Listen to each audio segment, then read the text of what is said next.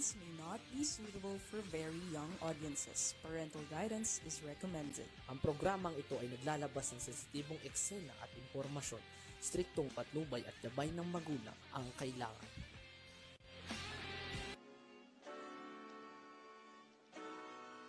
Pinoy! Talakayan! Kay Pasquin, kay Danny at kay Billy Juan! Pinoy! Ito. Tumayo ka dyan, Art.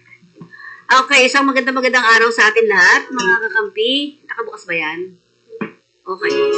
At syempre, of course, mga kaibigan, dito naman po tayo sa ating Talakayang Pinoy, na kung saan ay late na naman po tayo. Okay. At syempre, dito kasama natin, walang iba kung hindi. Isang matagpalang hapon sa ating lahat, mga minamahal natin mga katoto, Luzon, Visayas at Mindanao. At syempre mga kakampi, iba't ibang talakayan po ang inyong maririnig dito. Iba't ibang usapin. O ano ba pinuntahan natin ngayon? Ay doon sa Airport. airport. O ano na ba mga balita natin dyan? Ay doon sa airport dahil bago yung district collector na si Collector Sanda ay natural ang patakaran ng kaugalian sa customs. Pagka bagong hepe, natural, bago rin yung mga pinagkakatiwalaan niyang hepe ng mga bawat departamento. Tulad nga nun, nakarating po tayo sa isang tanggapan na isang bodega ng Bureau of Customs dito po sa Fair Cargo.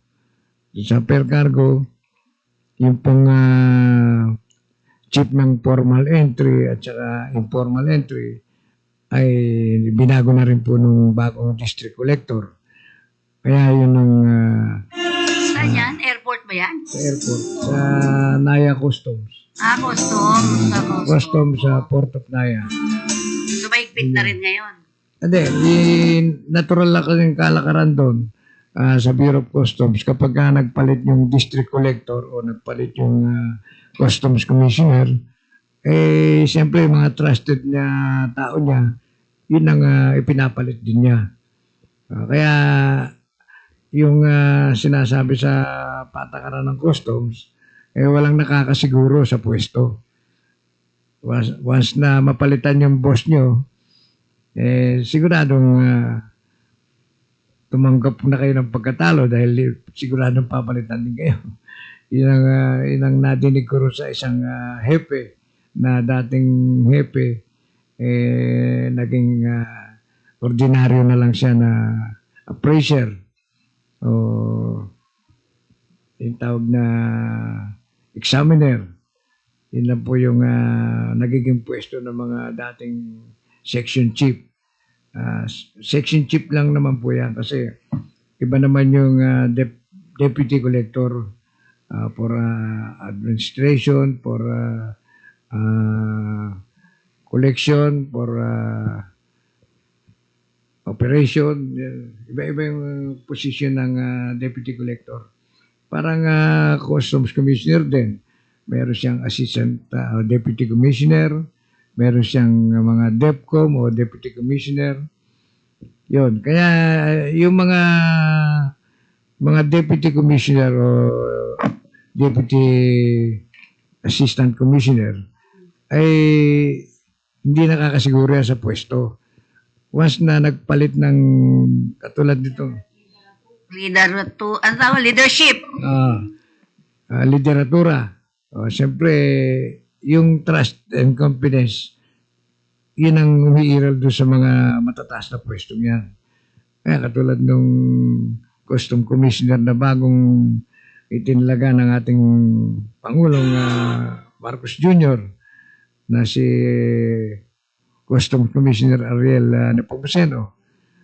Yun, yung apat na deputy commissioner niya at isang assistant commissioner ay hindi na, yung assistant commissioner hindi na bago yun kasi matagal nang kilala rin ng commissioner yon at medyo nakatimbre rin sa itaas, sa Malacanang, na hindi na palitan yon. Ngayon yung mga datihan Yung iba na... napalitan talaga. Oo, talagang puro bago yung pinalit Nakaupo na. ngayon. Oo, mga Baka nakaupo. reshuffle lang yan. Ah. Reshuffle.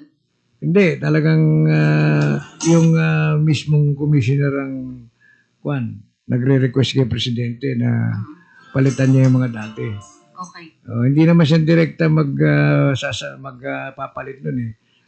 Sa Malacanang din eh. Nagpapalit-palit din. Oo. Hindi pwedeng ang commissioner mag-order na sa dating upo na palit ka na, may papalit ako sa'yo, hindi pwedeng Hindi gano'n. pwede. Okay. Sabagay sa taas pa rin yun. Kailangan, Anyways, oo. kailangan ngayon- susulat yung sa Malacanang yung commissioner. Oo. So ngayon ay na-reshuffle na, hindi pa naman. Na-shuffle na. Na-reshuffle Nung isang na. linggo pa. Okay. Oo. So sino mga bago ngayon? Mahigpit kunyari. Yung nandiyan dyan. Dito. Ito na yung mga bago, no? Dito sa akin, Ito. sa page ko na page 6.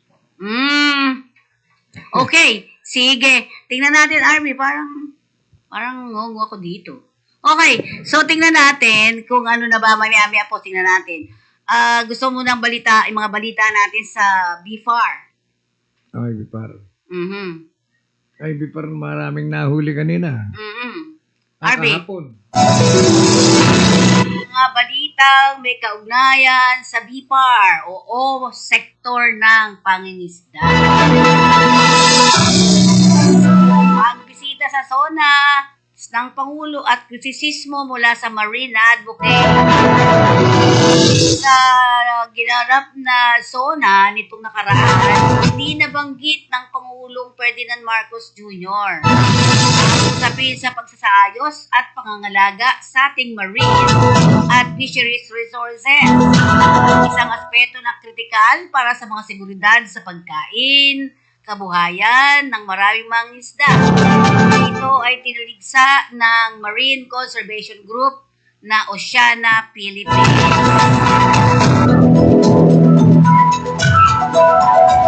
Water quality assessment matapos ang fish kill sa Camarines Sur. Noong May 2025, nagsagawa kasi ang BFAR ng 5 na serye ng pagsusuri sa kalidad ng tubig sa Calabanga at Tinambak, Camarines Sur. Tapos ang malaking fish kill noong May 23, 2024, natukoy na mababa ang dissolved oxygen at mataas ang hydrogen sulfate at ammonia na posibleng dahilan ng insidente. Bumuo ang laboratory test at nakasalalay ang huling resulta sa BFAR Central Office. Pinagpatuloy ng BFAR ang paghimok sa kabataang Pilipino na pumasok sa sektor ng pangingisda. Sa pamamagitan ng Fisheries Scholarship Program, ang mga scholar ay tumatanggap ng tulong pang-tuition, 5,000 buwan ng stipend, 7,000 taon ng allowance sa libro. Taong 2025 ngayong pa. Dagdagan ito ng 100 scholars na sumasaklaw sa 3 grant category. BFAR at PCG, kadiwa ng bagong bayaning mangingisda. Naglunsad ang BFAR kasama ang Philippine Coast Guard ng programa para palakasin ang pangingisda sa West Philippine Sea at bigyan ng sektor ng mas maraming suporta.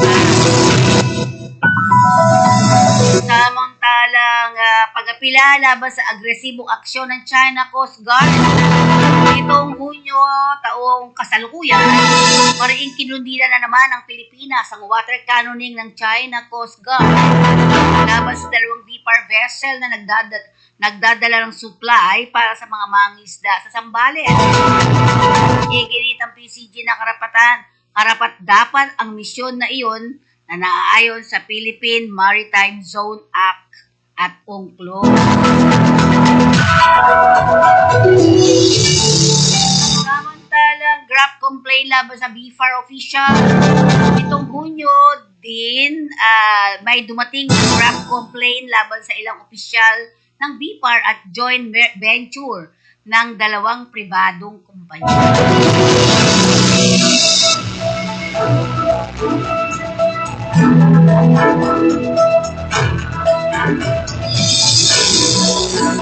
Okay, yan ating balita sa ating BFAR.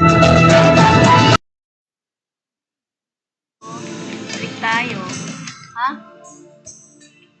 Okay, balik tayo naman sa ating programa for today. At siyempre, masasabi nga natin ay, so nagkaroon ng mga reshuffle. POC Nepomuceno naglabas ng landmark na patakaran sa anti-conflict of interest upang itaguyod ang mabuti at mabuting pamamahala at transparency. Paano mo masasabi yon? So dito, may nakita tayo, masayang nanumpa kamakailangan ng 3 matikas na Custom Deputy Commissioner. Tama? Yan. Yan, from Intelligence Group, Romeo Alan R. Rosales. Yan. Kilala mo yon? Siyempre. Siyempre. Matagal na yan sa custom. For Enforcement Group, AFP Retired General Defcom Nolasco K. Batan.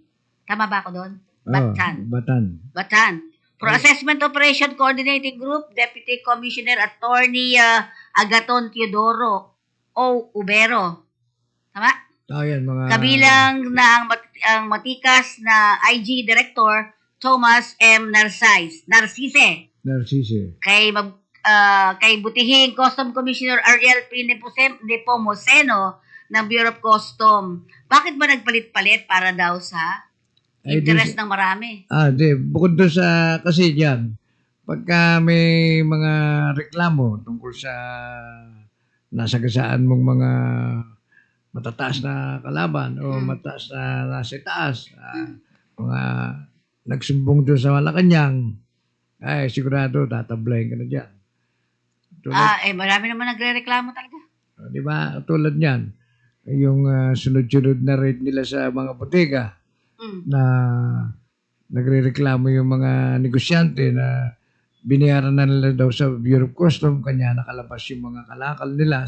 Nasahabulin uli. Tapos habulin, sisilipan na ng butas na so mayroon kulang na dapat pagbayaran, ganon-ganon. Yun yung na ireklamo sa Malacanang. Bukod doon, maaaring may kamag-anak sa Malacanang yung nasagasaan na gano'n. Natural na alis talaga. Alis Pero talaga. hindi siya pwede mag-alis kung regular ka, di ba? Yung sa civil service, Kung regular ka, hindi ka pwede mag-alis. Regular ba itong mga to? Hindi. co-terminus lang yan. Kasi matataas na tao. Basta matataas na posisyon, walang item yan. Terminus lang. Co-terminus. Kaya nga, retired di ba? Oo. AFP Retired General, mga ganon. Yung mga wala ka na sa serbisyo, sa gobyerno, kaya ka kinukuha ang terminus para pagbigyan ka ng Pangulo. Pero pag umalis na yung Pangulo, tapos na yung term niya, Alis ka din. natural, umalis ka na rin. Ngayon, kung wala kang kahiya na nagpapatumpik-tumpik ka pa, mapapahiya ka dahil yung papalit na presidente, sigurado tatanggalin ka rin. Yun ang kalakaran sa gobyerno natin. Kanya may kasabihan dyan, walang katsak na katiyakan na pwesto ka. Sinasabi din dyan Kaya magtino ka. Hindi, kahit matino ka nga Yung nga matino ang tinatanggal, ano ka ba? Di ba? Lalo yung dalawang klase, dalawang uri ng kanyan sa gobyerno Pagka matapat ka sa serbisyo, ayaw mo tumanggap ng lagay o Isusumbong ka din. Kasi hindi ka tumatanggap ng lagay. tatanggalin ka rin. Oo nga, may mga ganun. Kung malakas ka naman tumanggap, sasabihin din sa'yo, tanggalin mo rin yan dahil malakas tumanggap. Kaya Hindi alam kung saan ka pupunta Walang security of tenure. Yun ang Diba? sinasabi ng... So yun yung lagi natin binabanggit, walang security of tenure. Pag naman meron kang seguridad, ikaw naman ang O servisyo sa buhay ng mga... Okay. Sige, greetings. Hi to Coast Guard Captain Jeffrey F. Collado, Commander Headquarters Service Group of the Philippine Coast Guard for the job well done. Batid niyo po ba ang mga katoto na itong si Captain Collado ang nag-design ng lahat ng pagbabago sa PCG? National Headquarters tulad ng VIP Lounge, Plug Lounge, Conference Room at Function Room, kabilang na ang renovation ng mga tanggapan ng ating butihing PCG Commandant Admiral Ronnie Hill Gaban. Congrats sa lahat ng mga idea, nagpabago at naging sanhi ng pag-unlad sa paningin ng balana. Mabuhay ang PCG, mabuhay tayong lahat, mga katoto. Hi to OMMC, ICU, Dr. Luigi Francisco. Pumalik ka siya? Dr. Luigi? Hindi pa. Ito, Siya hi yung to... nalipat siya sa ICU. Sa ICU ng ospital ng Maynila. Oo. And internal medicine, Dr. Jarmia Margalo, Ros Adornado, Micaela Gabriel, Martin at Hilario Lucky.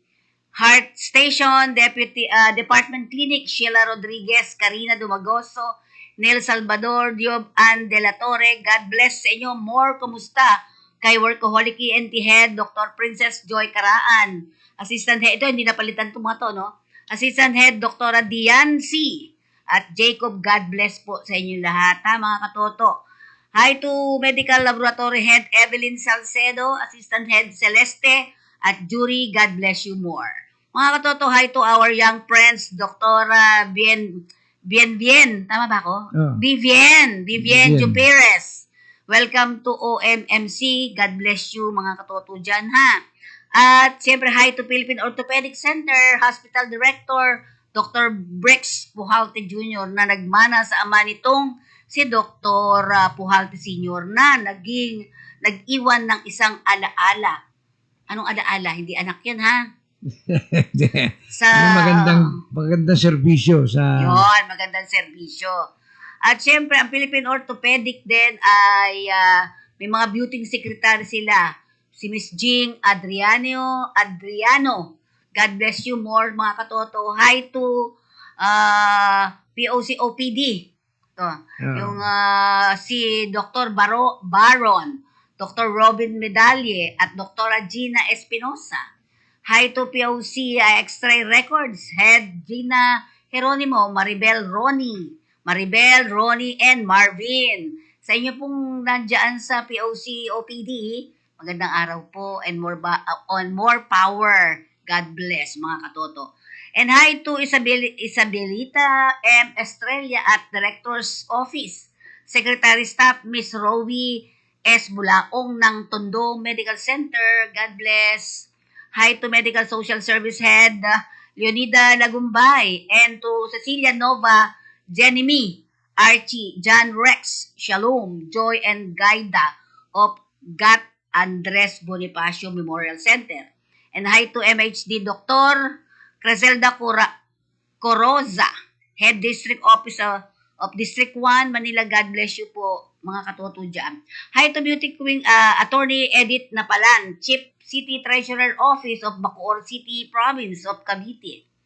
And Assistant Chief Carol Marges, same as their staff, Maria, Florentina, Roslyn, and Christina. God bless you more, mga katoto. And hi to Attorney Marites Tamayo, Registered of Deeds, and RD Examiner Darwin Bantillas of Bacoor City, Province, Cavite. God bless po sa inyo lahat. Pagdating sa usapin ng pagre-relax, usaping double cards, lalo sa mga kalapit na tanggapan sa paligid ng Intramuros, mga katoto, kung nais nyong masarap na lutong Pinoy na chibug, mag-aliw at mag-relax habang nakikinig ng live acoustic at folk songs, magtungo po kayo sa iTap View Cafe and Restaurant, 4th floor, roof deck, Intramuros Building, 706 Escuela Street, Intramuros, Manila. Mag-enjoy po kayo dyan and relax. Siyempre, magdala kang pera. Diba? Okay. Ano masabi mo doon? Maganda yan dahil talagang karapat-dapat na pagbabatiin yung mga taong yan. Dahil unang-una sa Ospital ng Maynila, sa Orthopedic, Philippine Orthopedic Center, Yung mga talagang tumutulong, lingkod bayan na sa mga pasyente. Kaya tamang batiin lang sila upang magkaroon ng high moral ang mga masisipag at Pag masipag, kailangan binabati. may malasakit para sa ating mga kababayan. Diba? Binabati ko rin ang ating mga kasama sa Rotary Club International District 3810. Lalo na ang ating mga past president, past governor, past district governor. Binabati ko kayong lahat at lahat ng may mga kaarawan dyan pasok sa ating buwan ng Agosto. Happy birthday sa inyo lahat. Army, happy birthday daw. Sa ating ding mga kasama sa Philippine Coast Guard Auxiliary na naglilingkod ng tapat at sincere sa kanilang tungkulin, lalo na pagdating sa karagatan. Sila po yung tumutulong sa ating mga mangingisda pinaglalaban sa West Philippine Sea. Ang kanilang paghanap buhay na patuloy na binubuli ng mga Inchik o Chinese Coast Guard sa kabila ng ating teritoryo sa ating bansa, inaagaw pa rin itong hanap buhay ng ating mga mangisda. Kaya salamat sa ating Philippine Coast Guard Auxiliary. Lalong-lalo na ang ating butihing commandant, Admiral Ronnie Hill Gaban. Congratulations, Admiral Gaban. Nag-i-attorney na sa'yo ka. Diba? Ay, sa ating mga kasama sa Philippine Eagle, kuya-kuya, ate-ate, bunso. Yan yung mga password ng ating Philippine Eagle. Manila South Aduana Eagles Club. Okay. So, RB, tayo muna yung magpabalita sa ating Talakayang Pinoy.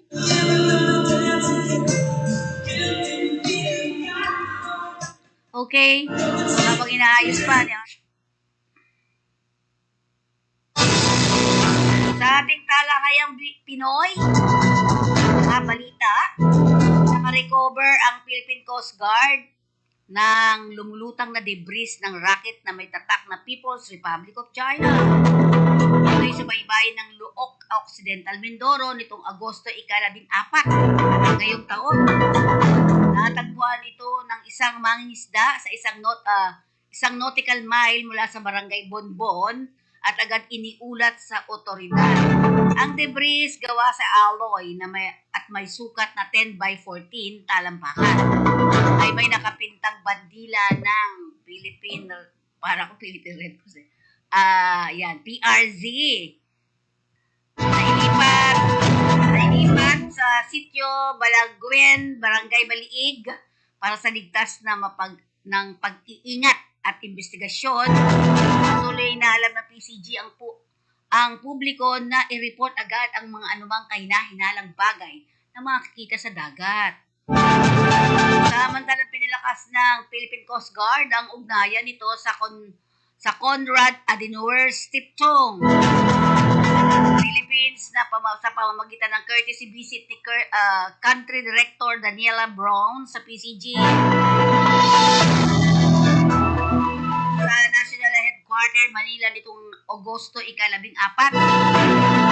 dinalaki na Admiral Ronnie Hill Gaban at Brown ang kasalukuyang MOU na naglalayong magpatupad ng policy dialogues, capacity building at iba pang inisyatiba para mapalakas ang kakayahan ng PCG sa pagharap sa mga hamong pang-maritime.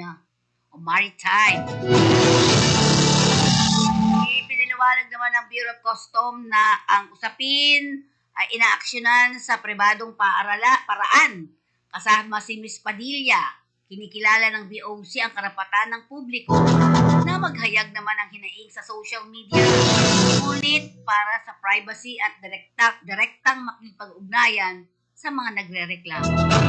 Tiniyak naman ni Commissioner Ariel Nepomuceno na lahat ng beripikadong reklamo ay aaksyonan ng patas, anuman ang pinagmulan. Nasabat ng Bureau of Customs sa NAIA kasama ang PIDEA at NAIA IATIG o IADITG ang higit 15 kilo ng kush at marijuana mula sa isang pasahero sa NAIA Terminal 3 nitong August 15. Natuklasan ang 16 na pakete ng pinatuyong dahon matapos dumaan sa X-ray, physical inspection at canine sniffing. May kabuang bigat ito ng 15,078 gramos na tinatayang nagkakahalaga ng 32.6 milyon. Ipinasa na sa PIDEA ang droga para sa investigasyon habang tinitiyak ni Commissioner Ariel Nepomuceno na patuloy ang BOC sa pagpigil sa pagpasok ng iligal na droga sa bansa. Hinati naman ni Captain Jomar Q. Algu ang buong crew BRP Suluan o ang MRR 54406 sa kanilang tapang at husay sa kanilang misyon sa katubigan ng Bajo de Masinloc, Zambales. Hindi naman matatawaran ang inyong dedikasyon sa tungkulin at pagmamahal sa bayan. Ang inyong sakripisyo at kabayanihan ay patunay na magtatatag at handang ipagtanggol ang karapatan ng Pilipinas sa ating karagatan. Yan ang kabuang balita natin dito sa ating Talakayang Pinoy.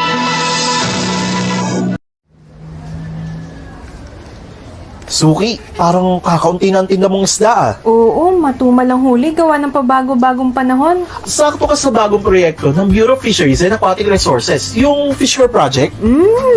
Tututok yun sa pagpapabuti ng pangisda sa baybaying dagat para mapalakas ang seguridad sa pagkain at protektahan ang pangisdaan. Ah, ito pala yung sinasabi ng BFAR na magpapalawak sa benepisyo ng pangingisda sa 11 regions na sakop ng FMA 6 at 9. Tama.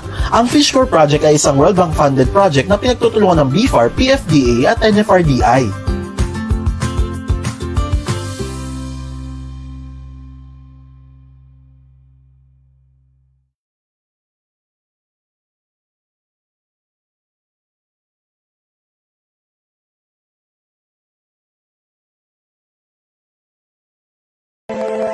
Welcome to Gem Resort.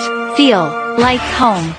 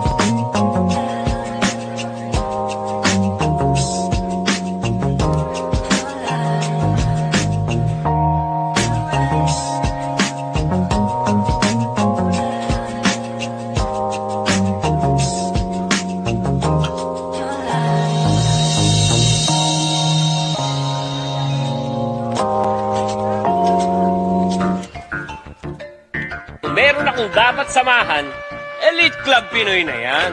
Dahil dito, ang mga imposible, nagiging posible. Opportunities are never lost. Someone will take the one you miss. Opportunities are never lost. Someone will take the one you miss. For excellence, N for leadership, I for integrity, T trustworthy, E for empathy. I'm proud to be elite. Sa elite, ang mga imposible, sa elite, nagiging posible. Opportunities are never lost. Someone will take the one you miss. Opportunities are never lost. Someone will take the one you miss. Sa elite, ang mga Opportunities are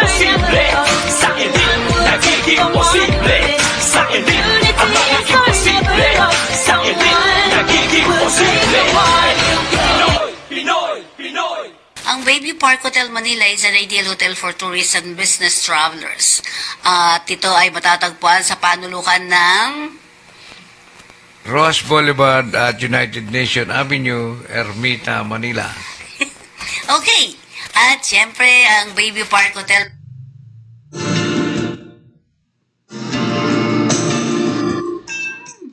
Okay, sige. At ano na ang mangyayari ngayon? Ano na, di ba, yung presidente na tinatawag dito sa BOC? Natuloy na ba yon? Tuloy. Ano na nangyari? Balita. Di pinapadala ni Commissioner yung mga officer para bago mag-oath-taking, ma-meeting niya muna yung mga officer. Kanina, tinawagan ko yung chairman ng board. Abisuhan itong mga officer na magseset tayo ng courtesy visit sa ating commissioner. Ngayon, pagka sasabihin ko sa commissioner na pwede nang isama yung mga officer. Kapag sinabi ni commissioner, sige, ganong oras, ganong araw, gumayak na sila para daling ko sila lahat doon. Hindi, parang ang opisina, bibigyan sila. Yung mga ganon. Opisina, bibigyan sila. Susunod na yon. Kapag nabuo na, siguradong hahanap na yung dahil una-una meron ding general renovation yung Office of the Commissioner. Lilipat din sa building sila na private. Doon muna pasamantalang mag-office dahil re-renovate nga yung lumang building ng Commissioner's Office. Okay. Yun ang doon. Kaya sana nga bago dumating doon, makapag-ano na tayo. Makapag-courtesy call, tapos schedule na yung taking para sa ganun, makahanap din sila ng opisina natin sa Bureau of Di ba Customs. meron naman dati? Kaso na, Tanggal na yun. hindi, nung inako pa ng dating commissioner, Hanggang ngayon? hindi na, dahil wala na sila, ginawang opisina rin ng Bureau of Customs yun. Okay. Wala na place. Wala na kayong place. Hindi, yun nga doon sa gagawin na renovation ng opisina ng Custom Commissioner, baka doon isingit. Okay. Sige. Arvin, nagdala kayang Pinay na ba tayo? Ha? Balita? Balita? Okay. Kasi naririnig. Yeah. Okay. Inapot ko nga yung binabalita mo yung mga pagdala ko. Oo nga. Kasi balita nga daw. Okay. Kumusta? Tingnan natin nga, Arvin, may bago ba tayo sa ito ka muna tumutok. Doon sa balitang natin? Panahon? Ulat panahon? Okay, sige. Habang inaayos mo, balita ngayon ha. Yung binabanggit mo, ay ano na ba ang nangyayari ngayon sa sitwasyon dito sa Pilipinas natin? Hindi matutuloy ba o matutuloy ang eleksyon para sa sangguniang kabataan at saka dito sa mga chairman natin, mga sa barangay napirma na ni Pangulong Marcos yung junior, yung eleksyon na yan ng ay hindi matutuloy, di ba? Postpone. Na-postpone na yun, pero sa isang taon. Pero hindi daw pwede, sabi naman ni Makalintal. Bakit? Wala daw sa batas yun Bakit sabi. Yun ang sinasabi. So, hindi pa natin alam. Nasa SC pa SC isip muna. Sa Supreme Court muna hindi na titingnan kung mababago o hindi. Diba? So, yun. Tingnan natin. Pero handa pa rin. Kung sakasakali, handa naman daw ang COMELEC na matuloy o hindi. Handa naman daw sila. May pondo. Malamang, napondohan na talaga dahil matagal pinag-uusapan yan Tsaka baka kung sakali, di ba, nagkaroon ng mga pag-a-apply, anong tawag doon sa gano'n? na Yung mga rehistro. baguhan, nagpa-rehistruhan, 10 araw, tapos na yon at nakakuha naman sila ng Malaking bilang. malaking bilang, sabi nga. Ah, Ngayon, baka yung iba pa, baka ituloy pa sa susunod din yung iba. Kung hindi matutuloy ang eleksyon ngayon. Ganun na nga. Once na matutuloy sa isang taon ng 2026 sa November, sigurado bago 4 na taon daw yon. 4 na taon na. 4 na taon na yung kwan. Pero hindi na sila makakahabol after. Hindi na, di ba? Hindi na, tapos na kagad yung term niya ron. Oo naman, para mabigyan nyo naman ng pagkakataon yung iba. Dapat. Di ba? Okay, Arby, ano ba yung bago?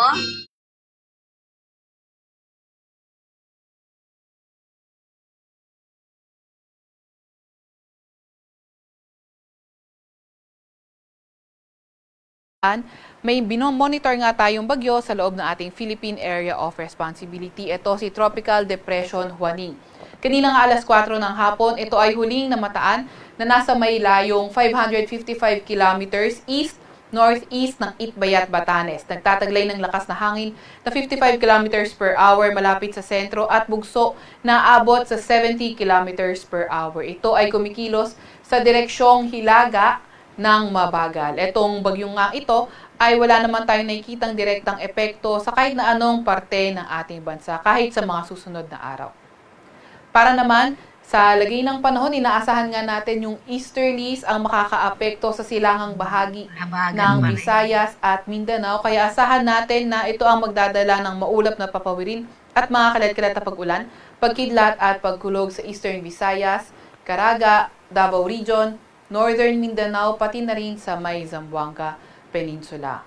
Kaya inaasahan nga rin natin na magiging maulan sa lugar ng Apayao, pati na rin sa Ilocos Norte. Iyan naman ay sanhi ng trough ng tropical depression sa labas naman ng ating Philippine Area of Responsibility.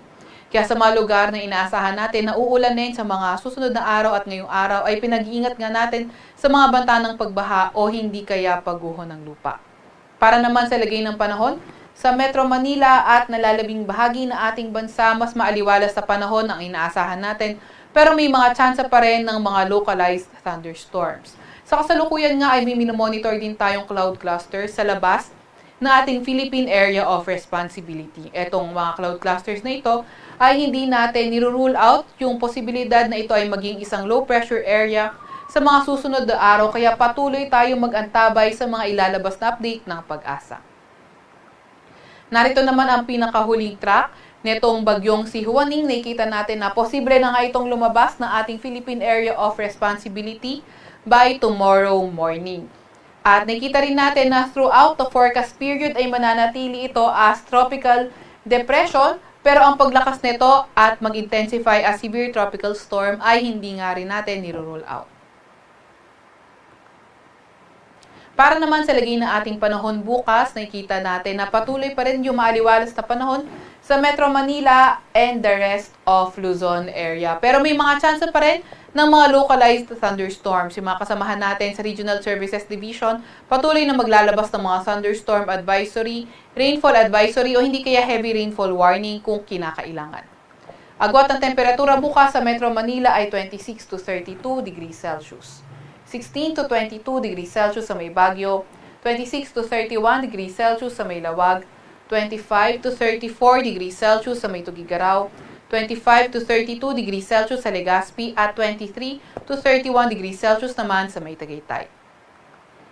Agwat ng temperatura bukas sa may Puerto Princesa ay 26 to 29 degrees Celsius at 27 to 30 degrees Celsius naman sa may Kalayaan Islands. Para sa lagay ng panahon bukas sa Visayas at Mindanao, nakikita nga natin na maulan pa rin sa Eastern Visayas, pati na rin sa buong bahagi ng Mindanao area. Kaya patuloy tayo mag-antabay sa mga ilalabas na update ng Pag-asa. Para naman sa nalalabing bahagi ng Visayas area, partly cloudy to cloudy sky sa ating inaasahan at may mga tsansa ng mga localized thunderstorms. Agwat ng temperatura bukas sa Cebu ay 25 to 34 degrees Celsius. 25 to 32 degrees Celsius sa Iloilo, 26 to 31 degrees Celsius sa may Tacloban, 25 to 31 degrees Celsius sa may Cagayan de Oro, 24 to 32 degrees Celsius sa may Davao at sa may Zamboanga naman ay 24 to 33 degrees Celsius. Para naman sa lagi ng ating karagatan, wala pa rin tayong nakataas na gale warning sa kahit na anong dagat baybayin ng ating bansa. Para sa 3-day weather outlook ng mga pangunahing syudad natin, nakita natin sa Legazpi City, pati na rin sa Mimaropa, Wednesday to Friday, inaasahan natin ang maulan na panahon. Sa Metro Manila naman at Baguio City, pati na rin sa malaking bahagi ng Luzon, inaasahan natin na magpapatuloy ang fair weather condition at may mga tsansa ng mga localized thunderstorms. Gayunpaman, sa may Batangas at Cavite by Friday, posible nang maging maulan.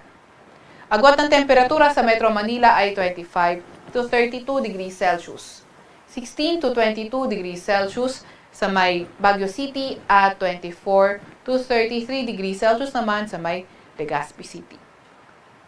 Para naman sa mga pangunahing syudad sa Visayas area, sa Metro Cebu, Iloilo City, Tacloban City at malaking bahagi nga ng Visayas, nakita natin na patuloy pa nga ring magiging maulan sa lugar nila. Agwat ang temperatura sa Metro Cebu ay 25 to 32 degrees Celsius. 24 to 32 degrees Celsius naman sa may Iloilo City at 26 to 31 degrees Celsius sa may Tacloban City. Para naman sa mga pangunahing syudad sa Mindanao area, sa Cagayan de Oro City, sa may Zamboanga City, pati na rin sa may Caraga, sa may Northern Mindanao, pati na rin sa may Zamboanga Peninsula, Wednesday until Friday, posible ngang maging maulan sa kanilang mga lugar. Sa Metro Davao naman and the rest of Mindanao, Wednesday until Thursday, posibleng maging maulan, pero pagdating ng Biyernes ay posible na gumanda ang panahon, kung saan may mga chance na nga lang ng mga localized thunderstorms. Agwat ang temperatura sa Metro Davao ay 24 to 32 degrees Celsius. 24 to 32 degrees Celsius rin naman sa may Cagayan de Oro City at 23 to 32 degrees Celsius naman sa may Zamboanga City. Sa Kalakang, Maynila, ang araw ay lulubog ng 6:17 ng gabi at sisikat bukas ng 5:43 ng umaga. Huwag magpapahuli sa update ng Pag-asa. I-follow at i-like ang aming X at Facebook account, DOST_Pag-asa. Mag-subscribe din sa aming YouTube channel, DOST-Pag-asa Weather Report. At para sa mas detalyadong impormasyon, bisitahin ang aming website, pag-asa.dost.gov.ph. At yan nga muna ang pinakahuli sa lagi ng ating panahon. Mula sa Weather Forecasting Center ng Pag-asa, Veronica Torres, nag-ulat.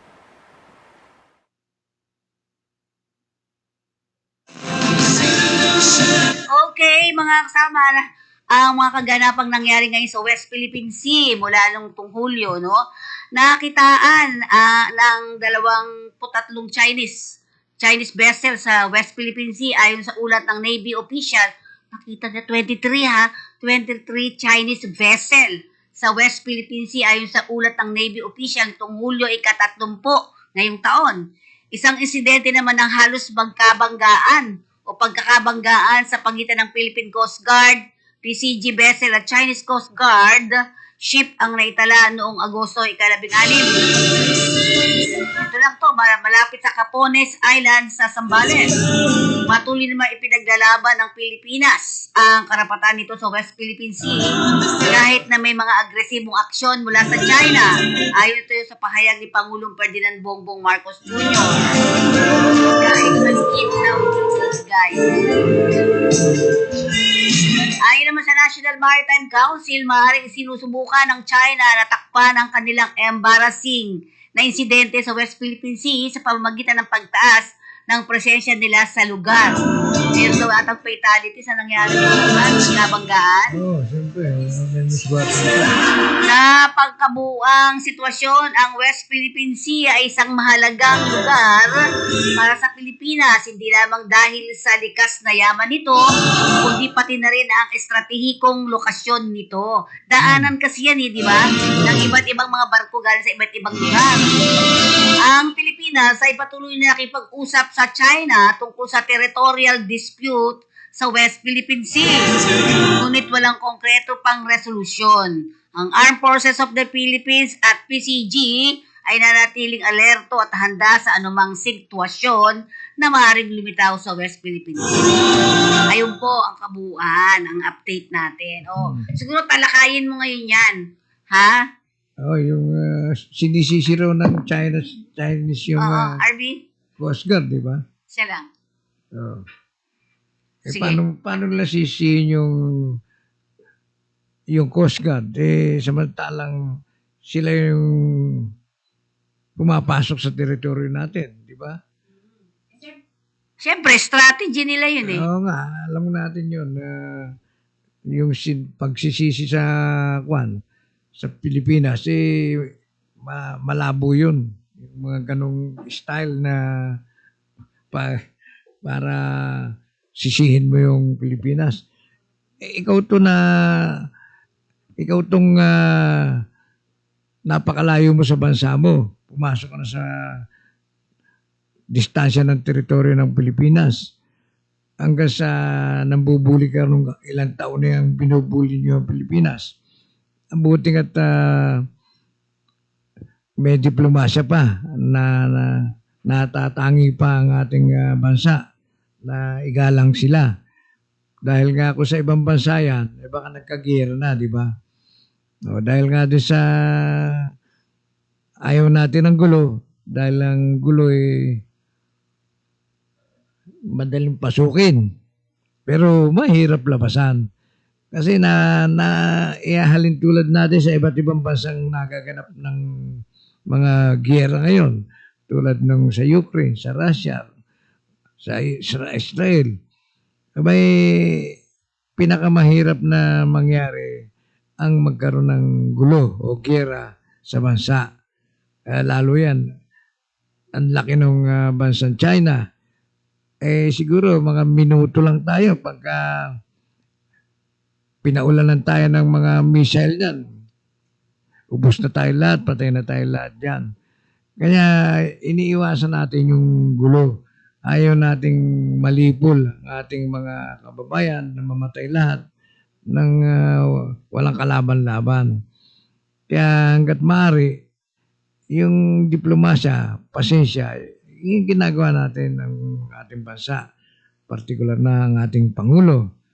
Talagang hindi nila mapapagalit ang ating Pangulo at ating mga kapwa Pilipino tulad ng Coast Guard, na Armed Forces.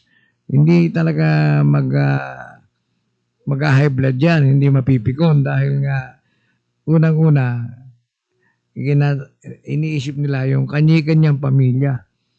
At mahirap na magsimula yung gulo. Madaling simula ng gulo, pero mahirap labasan. Kasi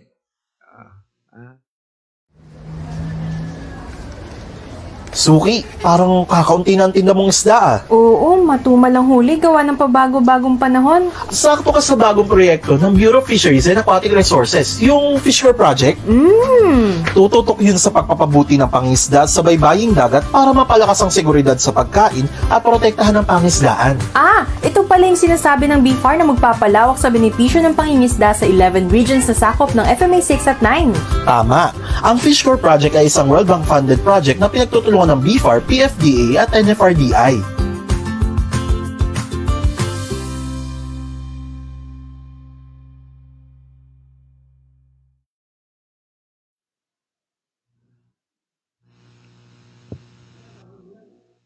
Kaya yung mga katoto, yung paliwanag natin sa issue sa pagitan ng Chinese Coast Guard at Philippine Coast Guard, alam na nakararami, lalo na sa mga ibang bansa, ang nagaganap at ginagawang pambubuli ng Chinese o ng China dahil nga doon sa ilang taon nilang ginagawa yan hanggang sa kasalukuyan ay hindi nila makuhang mapagalit ang ating mga kababayan, lalong-lalo ng Armed Forces at ang Philippine Coast Guard. Dahil sa katwiran natin, hindi naman madaling gumawa ng gulo, pero mahirap labasan ng gulo. Buti kung away na suntukan lang yan, o barilan, o away ng pamilya. Away ng pandaigdigan yan. Kaya hindi biro yung mga magaganap na pangyayari dyan. O lalo-lalo nga, wala tayong pwersa sa gera, kulang tayo sa gamit, kulang tayo sa o mga equipment na heavy na missile, talagang talon-talo tayo dyan. Yun ang inaalala natin na mahirap mangyari na maubusan ng pamilya o magkamati tayo na walang kalaban-laban. Kaya doon na lang ang ating pagpapasensya o pangunawa. Diyos na lang ating tinatawagan o sinasangga para mabago ang isip ng mga kalaban natin o ng mga nambubuli sa atin. Kahit na yung ibang bansa na kita nagpapahiwatig ng kanilang pagtulong sa ating bansa dahil doon sa pang-aping ginagawa ng bansang China. Di ba nandiyan ang ating New Zealand, Switzerland, Canada, Japan, unang-una na ang US. Talagang handa po silang tumulong. Pero ayaw din ng ating Pangulo na lumaki ang gulo. Mantakin nyo mga katoto, pagka nagsimula ang giyera, okay, makakatulong sa atin yung malalaking bansa na yan na nakapaligid. Sa lapit natin sa China, sa layo ng mga tutulong sa ating bansa, baka segundo o minuto lang natunaw na tayo sa kabobomba ng mga missile. O darating ang mga responde nating malalakas na bansa. Pero matutulungan tayo, kanya lang marami nang mamamatay sa atin. Talagang yung dadanak ang dugo sa ating bansa dahil sa lakas ng puwersa ng bansang China sa mga pakakawalan nilang mga missile o mga rocket o naman na makakaperwisyo o makakasagabal o sa matutunaw ang ating bansa, mamamatay ang ating mga kababayan nang wala namang kalaban-laban. Kaya talagang marapat na huwag tayong lumaban o magpakumbaba para sa ganun hindi matuloy ang giyera, hindi lumaki o lumawak ang pag-aalitan. Tulad yan, pinipilit nilang sakupin yung West Philippine Sea o yung mga isla natin sa baybaying dagat ng Pilipinas. Bakit nila kinukuha ang pilit yan? Dahil nandun ang mga mina na alam nilang makakadagdag ng kabuhayan sa kanila. Una-una yung mga pinagkukunan ng mangingisda na mga nanghanap buhay na mga isda. O natuklasan nila na maraming isda na makukuha ron sa dagat na yon. Kaya hinahatian tayo ron. Tinatakot yung mga mangingisda o mga mangingisda natin para mabulabog o mabuli, matakot, para sila yung aagaw ng lugar na yon na magpapatuloy ng hanap buhay na dahilan na para mamatay ang kabuhayan ng ating mga kababayang Pilipino. Yun po yung mga masamang isipan ng bansang China. Gusto po nila sila lang ang mabuhay. Dahil dinadaan tayo sa palakasan, malakas na bansa sila, tinatakot tayong pilit, inaasar o binubuli para wag nating ipaglaban yung mga mangingisda doon sa kinabubuhay nilang dagat na maraming isda. Yun po yung ginagawa nila. Hindi lang yung pagkuha ng ating teritoryo, kundi yung papatayin ng hanap buhay ng ating mga mangingisda. Kaya yan po yung tandaan nyo mga katoto. Yun ang dahilan kaya nila gusto sakupin yung karagatan ng sakop ng Pilipinas. Dahil nandyan doon sa karagatan, unang-una yung yaman dagat. Pangalawa yung mga mina ng langis na natuklasan, malamang natuklasan na nila sa mga islang nais nilang kamkamin. Dahil nga matagal na nilang sinosurvey itong lugar na to. Kaya positibo silang nagngingit-ngit na sakupin yung lugar na yon. Dahil nga doon sa marami silang kabuhayan na maidadagdag sa kanilang bansa. Kaya manalangin na lang natin sa Panginoon na huwag magwagi sila sa kanilang masamang intensyon.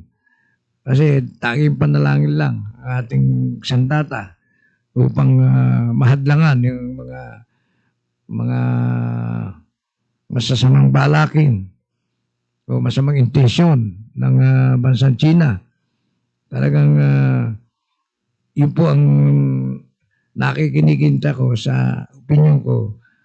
Ang hahabol nila, hindi lang makuha yung mga isla na nakapaloob sa ating bansa, kundi yung mga yaman dagat. Yung mga dapat na lang na masakop para sa pabor sa mga mangingisda nila. Kasi alam nila nanditong mina ng mga isda sa karagatan ng bansa na ating teritoryo. Kaya talagang ini-interest nila yung lugar na yan. Kaya kahit na anong asar ang ipakita nila sa ating Philippine Coast Guard, sa ating Armed Forces, talagang mananahimik tayo. Magbibigay na lang tayo ng katuwiran upang maintindihan nila yung kasakiman nila, yung iniisip nilang kawalangyaan.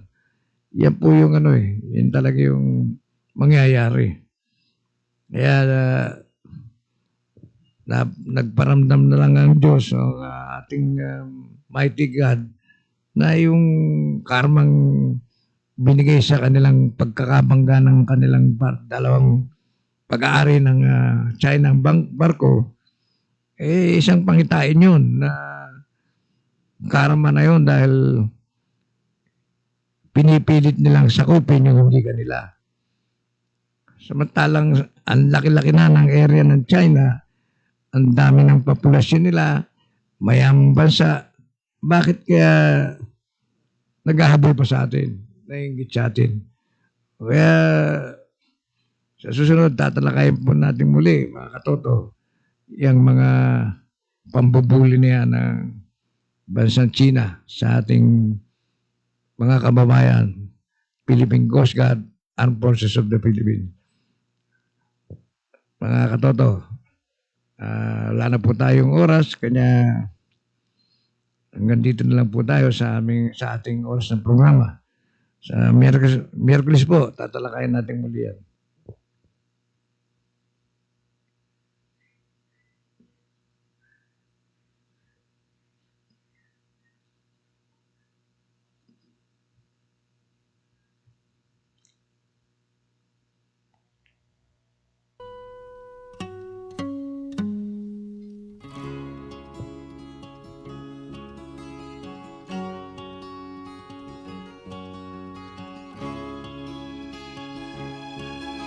Ako toto. Kaya. Nakita mo na ba ang mga bagay na dapat mong makita? Nagawa mo na ba ang mga bagay na dapat mong Mapagpalang Ama, Diyos ang masalangit,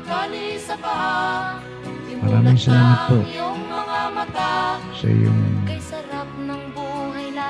paggabay sa aming palatuntunan Talakayang Pinoy.